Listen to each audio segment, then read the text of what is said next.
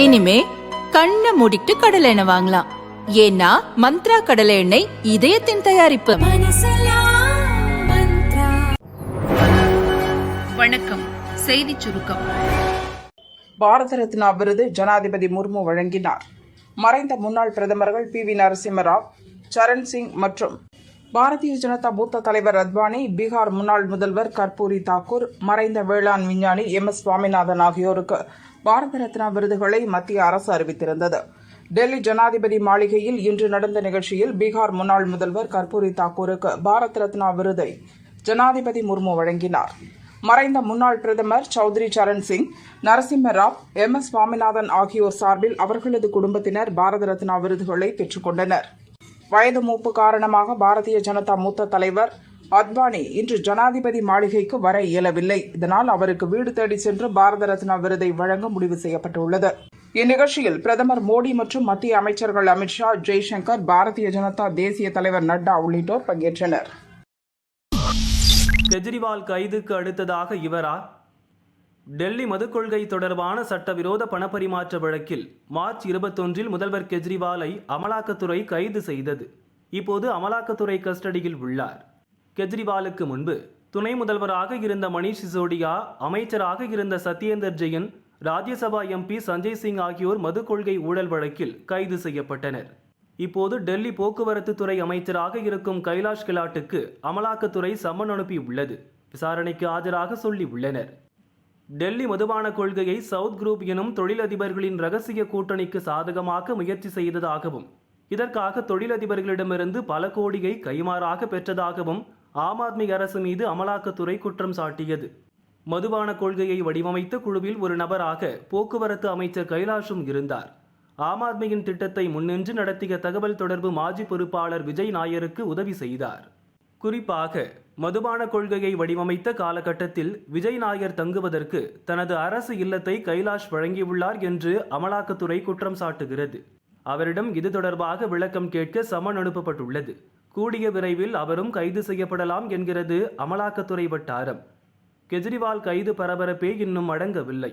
அதற்குள் மேலும் ஒரு அமைச்சருக்கு அமலாக்கத்துறை சம்மன் அனுப்பியிருப்பது ஆம் ஆத்மிக்கு அதிர்ச்சியை ஏற்படுத்தியுள்ளது. ஊழலும் குடும்ப ஆட்சியும் திமுக பாணியில் கெஜ்ரிவால். பாஜக MLA வானதி சீனிவாசனின் அறிக்கை. திமுக ஸ்டாலின் உதயநிதியை விமர்சித்தால் அவர்களை கைது செய்ய குஜராத் வரை விமானத்தில் செல்கிறது தமிழக போலீஸ். நள்ளிரவில் வீடு புகுந்து கைது செய்கிறது. காவல்துறையை ஏவல் துறையாக பயன்படுத்தும் முதல்வர் ஸ்டாலின் அமலாக்கத்துறை, வருமான வரித்துறை செயல்பாடுகள் பற்றி பேசுவது வேடிக்கை. அமலாக்கத்துறை, வருமான வரித்துறை நடவடிக்கைகள் சட்டத்தின் அடிப்படையில் எடுக்கப்படுகின்றன. ஆதாரங்கள் அடிப்படையில் நீதிமன்றங்கள் தான் கைது போன்ற அடுத்த கட்ட நடவடிக்கைகள் எடுக்கின்றன. டெல்லி முதல்வர் கெஜ்ரிவால், ஜார்க்கண்ட் முதல்வராக இருந்த ஹேமந்த் சோரன், தெலுங்கானா முன்னாள் முதல்வரின் மகள் கவிதா உள்ளிட்டோரை ஆதாரங்கள் இல்லாமல் கைது செய்ய முடியாது. கெஜ்ரிவால் கைது பற்றி அவதூறு பரப்புபவர்கள் இந்திய நீதித்துறையை நோக்கி கைகாட்டுகிறார்கள் என்றுதான் சொல்ல வேண்டும். கெஜ்ரிவால் சிறைக்கு சென்றதால் அவரது மனைவி முதல்வராக தயாராகி வருகிறார். திமுகவை பின்பற்றி ஊழல் செய்த கெஜ்ரிவால் அடுத்து குடும்ப ஆட்சிக்கும் தயாராகிவிட்டார். எனவே கெஜ்ரிவாலை திமுக ஆதரிப்பதில் வியப்பு இல்லை. மத்திய அரசு மீது திரும்ப திரும்ப அவதூறு பரப்புவதை ஸ்டாலின் நிறுத்திக் கொள்ள வேண்டும் என வானதி கூறியுள்ளார். சீட் கொடுக்காததால் கட்சி தாவிய தடா பெரியசாமி. பாஜக மாநில பட்டியல் அணி தலைவராக இருந்தவர் தடா பெரியசாமி. இவர் இன்று பாஜகவில் இருந்து விலகி அதிமுகவில் இணைந்தார். சென்னை கிரீன்வே சாலையில் உள்ள அதிமுக பொதுச் செயலாளர் பழனிசாமி இல்லத்துக்கு தடா பெரியசாமி நேரில் சென்றார். பின்னர் பழனிசாமி முன்னிலையில் தன்னை அதிமுகவில் இணைத்துக் கொண்டார். லோக்சபா தேர்தலில் சிதம்பரம் தொகுதியில் போட்டியிட வாய்ப்பு மறுக்கப்பட்டதால் அவர் அதிமுகவுக்கு தாவியுள்ளார். இது எந்த மாதிரியான தமிழ் பாசம் பிரதமரே? நமோ செயலி மூலம் எனது பூத் வலிமையான பூத் என்ற தலைப்பில் தமிழக பாஜக தொண்டர்களுடன் பிரதமர் மோடி நேற்று பேசினார். அப்போது எனக்கு தமிழ் தாய்மொழியாக கிடைக்காதது மிகுந்த வருத்தமளிக்கிறது. தமிழில் என்னால் பேச முடியவில்லை என்ற வருத்தம் மனதில் ஆழமாக உள்ளது. தமிழின் பெருமைகளை உரக்கச் சொல்ல வேண்டும் என்றார். பிரதமரின் இந்த பேச்சை முதல்வர் ஸ்டாலின் விமர்சித்துள்ளார். தாய்மொழியாக தமிழ் வாய்க்கவில்லை என நேற்று மாலையில் வருந்துகிறார் பிரதமர் மோடி. ஆனால் அழகிய தமிழ்ச்சொல் வானொலி இருக்க ஆகாசவாணி என்பதே பயன்பாட்டுக்கு வரும் என்பது நேற்றைய காலை செய்தி. மோடியின் கண்ணீரை அவரது கண்களே நம்பாது. தமிழர்கள் எப்படி நம்புவார்கள்? கெட்டிக்காரன் புழுகாவது 8 நாள் நிற்கும், ஆனால் மோடியின் கண்ணீர் என கேள்வி எழுப்பியுள்ளார். ஒரு பக்கம் கண்ணை குத்திக் கொண்டே மறுபக்கம் கண்ணீர் வடிப்பது என்ன மாதிரியான தமிழ் பாசம்? கடந்த காலங்களில் தமிழகத்தில் ஆங்கிலத்தில் பிரச்சாரம் செய்த பிரதமர் இப்போது ஹிந்தியில் மட்டுமே பேசுவதன் மர்மம் என்ன? பிரதமர் மோடி அவர்களே, கருப்பு பணம் மீட்பு, மீனவர்கள் பாதுகாப்பு, 2 கோடி வேலை வாய்ப்பு, ஊழல் ஒழிப்பு போல் காற்றில் கரைந்த உங்கள் கேரண்டிகளில் ஒன்றுதான் அகவை 5 விமானங்களில் தமிழில் அறிவிப்பு. விமானங்களில் மட்டுமல்ல, தமிழகத்தில் உள்ள விமான நிலையங்களில் கூட தமிழிலோ ஆங்கிலத்திலோ பேசும் பாதுகாப்பு படையினர் இல்லை. எங்கும் ஹிந்தி, எதிலும் ஹிந்தி என மாற்றியதுதான் மோடி அரசின் அவலச் சாதனை. தமிழ் தோல் போர்த்தி வரும் வஞ்சகர் கூட்டத்துக்கு ஏமாற்றமே பரிசாகும் என்று குறிப்பிட்டு பிரதமர் முன்பு பேசிய வீடியோவையும் ஸ்டாலின் ஷேர் செய்துள்ளார். சமூக நீதி குறித்து ஸ்டாலினுக்கு கவலை வேண்டாம். தருமபுரியில் நடந்த பொதுக்கூட்டத்தில் பேசிய முதல்வர் ஸ்டாலின், சமூக நீதி பேசும் ராமதாஸ் எங்கே இருக்கிறார் என்பது உங்களுக்கு தெரியும். சமூக நீதிக்கு எதிரான பாரதிய ஜனதாவுடன் ராமதாஸ் எப்படி கூட்டணி அமைத்தார் என்பது ரகசியம் என்றார். இதற்கு பாமக நிறுவனர் ராமதாஸ் பதிலடி கொடுத்துள்ளார். சமூக நீதி குறித்த பாமகவின் கோரிக்கைகளை பிரதமர் ஏற்பாரா என ஸ்டாலின் கேள்வி எழுப்புகிறார். கலேல்கர் அறிக்கையை குப்பையில் போட்ட காங்கிரஸ் அரசிடமிருந்து 27% இடஒதுக்கீட்டை பெற்றுத் தந்தது பாமக. தேசிய ஜனநாயக கூட்டணியில் வலிமையாக இருக்கும் பாமகவால் சமூக நீதியை வென்றெடுத்து கொடுக்க முடியும். வன்னியர்களுக்கு இடஒதுக்கீடு வழங்கிவிட்டு சமூக நீதி குறித்து பாமகவுக்கு ஸ்டாலின் பாடம் நடத்தட்டும்.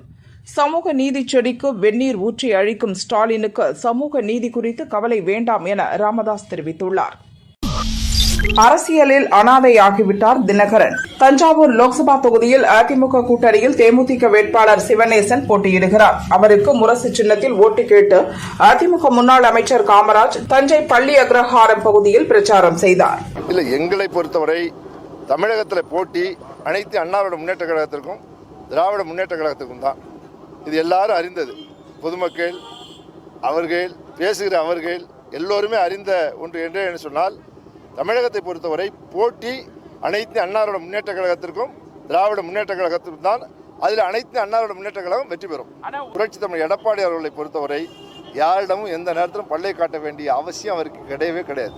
அவர் என்ன நினைக்கிறாரோ அதை சொல்லக்கூடிய தைரியமிக்க தலைவர் அண்ணன் எடப்பாடியார் அவர்கள். பாரதிய ஜனதா கட்சி கூட்டணியில் ஏற்கனவே நாங்கள் இருந்தோம், இல்லை என்று சொல்லவில்லை. திமுகவும் பாரதிய ஜனதா கட்சி கூட்டணியில் இருந்திருக்கிறார்கள், அமைச்சராக இருந்திருக்கிறார்கள்.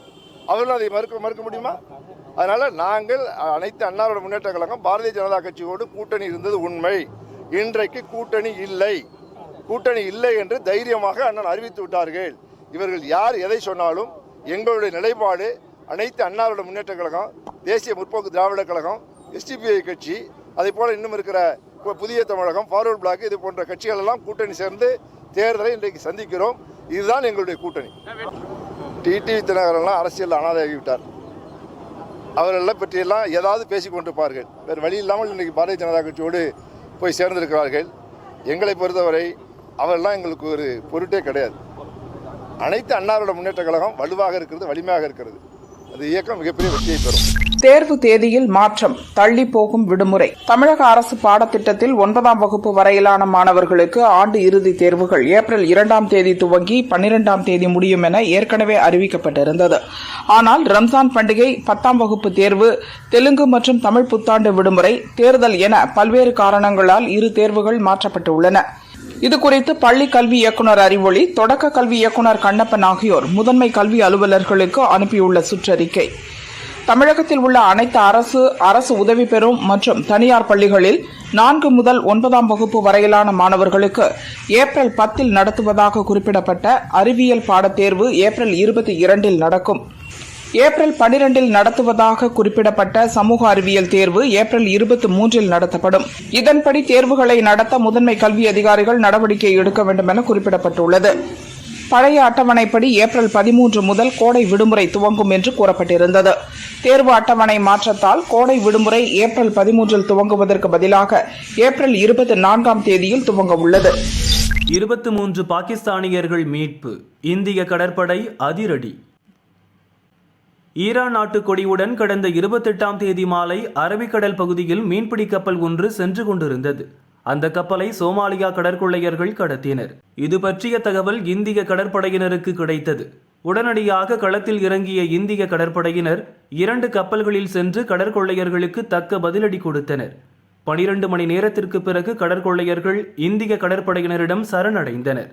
கப்பலில் இருந்த 23 பேரும் பத்திரமாக மீட்கப்பட்டனர். இவர்கள் அனைவரும் பாகிஸ்தானைச் சேர்ந்தவர்கள். ஈரான் நாட்டைச் சேர்ந்த மீன்பிடி கப்பலான அல்கம்பார் 786ஐ கடற்கொள்ளையர்கள் கடத்தினர். தகவல் கிடைத்தவுடன் அதிரடி நடவடிக்கை எடுத்து 23 பேரை பத்திரமாக மீட்டுள்ளோம் என இந்திய கடற்படை தெரிவித்துள்ளது. டேனியல் பாலாஜியின் கண்கள் தானம். தமிழ் சினிமாவில் வில்லன் நடிகராக புகழ்பெற்றவர் நடிகர் டேனியல் பாலாஜி. தமிழ் மட்டுமின்றி தெலுங்கு, கன்னடம் உள்ளிட்ட பிற மொழி படங்களிலும் நடித்துள்ளார். நேற்று இரவு டேனியல் பாலாஜிக்கு திடீரென நெஞ்சுவலி ஏற்பட்டது. கொட்டிவாக்கத்தில் உள்ள தனியார் மருத்துவமனையில் அட்மிட் செய்யப்பட்டார். எனினும் அவர் மாரடைப்பால் இறந்துவிட்டதாக டாக்டர்கள் தெரிவித்தனர். டேனியல் பாலாஜியின் உடல் புரசைவாக்கம் வரதம்மாள் காலனியில் உள்ள அவருடைய இல்லத்தில் அஞ்சலிக்காக வைக்கப்பட்டுள்ளது. முன்னதாக டேனியல் பாலாஜி அவரது கண்களை தானம் செய்திருந்தார். அவரது இல்லத்திற்கு சென்ற டாக்டர்கள் கண்களை தானம் பெற்றனர்.